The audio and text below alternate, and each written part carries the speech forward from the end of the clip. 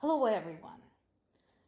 The main story when it comes to Ukraine continues to be the approval of the aid package to Ukraine by the U.S. House of Representatives. The Senate, of course, is expected to pitch in too, so that President Biden could sign it and basically get her going. So, however, what I like about some of the articles that came out over the last couple of days since the package has been approved is the breakdown of how much it is and what does it actually mean, what is included in that. So this is a really good list from Reuters talking about the pluses and minuses, what it can fix, the aid package, what it can fix and what it cannot fix. Of course, one of the biggest things and one of the things Ukrainians have been asking for a long time now is more air defense systems. So we can definitely get those now. That is fantastic. More ammunition, yes. And more of whatever money can buy to plug the holes that have been made by the waiting process. But there remains the issue of personnel. So that is something that the package cannot fix.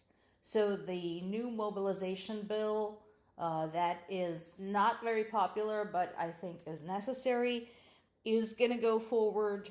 And Ukrainians will just have to figure out how they're going to man all those new weapons given to them.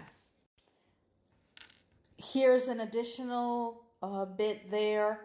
Remember we talked about things like ammo, maintenance, fuel, and so on. That is covered by the package as well. That is something money can buy. Because, as I said before, it doesn't matter what you have. Even the most sophisticated weapon becomes completely useless if you have nothing to fire, if you have no way to run it, if you have no way to fix it if it's broken. Of course, Russia continues to lose its shit and issue warnings and so on and so forth. But here is something to think about. So a lot of people are saying, well, what if they retaliate and use nuclear weapons? Here's the thing. Putin has a lot of personal wealth. I'm sure that doesn't surprise you, but he does. And he is not an idiot. He might be crazy. He is a megalomaniac. He is a dictator. But he does understand that in case of a nuclear war, all of his palaces, all of his savings, all of his investments are going to go out the window. And he wants to retire comfortably should he ever decide to do so. He is a selfish man. So, he doesn't care about the people, but he cares if he has servants to wipe his ass when he can no longer do so. He doesn't care whether other people have somewhere to live, but he cares if he has somewhere to live, and all his staff and his small army of guards. So, he understands that any type of nuclear conflict will wipe all that out. Which is why, personally, I think it is highly unlikely. There are more articles, like I said, about details of what is in the package, what will be supplied, and how quickly it can be done. But here is a good one. I wanted to pull this. This is for the benefit of people who are saying, well, why should the U.S. carry the brunt of aid to Ukraine? And from this graph, it looks like it is carrying the brunt of the help.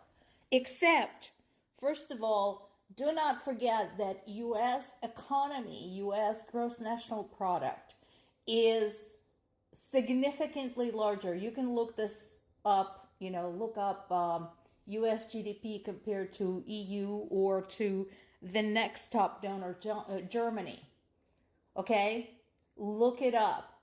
It's not just who can give what, is who is able to give what in conjunction with their economy, with the size of their budget.